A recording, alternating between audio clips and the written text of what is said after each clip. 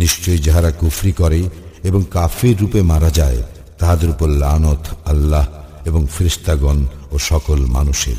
উহাতে তাহারা স্থায়ী হইবে, তাহাদের শাস্তি লঘু করা হইবে না এবং তাহাদেরকে কোনো অবকাশও দেওয়া হইবে না।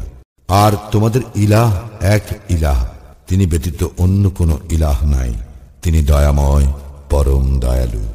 নিশ্চয়ই আকাশ মণ্ডল ও পৃথিবীর সৃষ্টিতে রাত্রি ও দিবসের পরিবর্তনে যাহা মানুষের হিত সাধন করে তাহা সহ সমুদ্রে বিচরণশীল নৌযান সমূহে আল্লাহ আকাশ হইতে যে বাড়ি বর্ষণ দ্বারা ধরিত্রীকে তাহার মৃত্যুর পর পুনর্জীবিত করেন তাহাতে এবং তাহার মধ্যে যাবতীয় জীব জন্তুর বিস্তারণে, বায়ুর দিক পরিবর্তনে, আকাশ ও পৃথিবীর মধ্যে নিয়ন্ত্রিত মেঘমালাতে জ্ঞানবান জাতির জন্য নিদর্শন রহিয়াছে।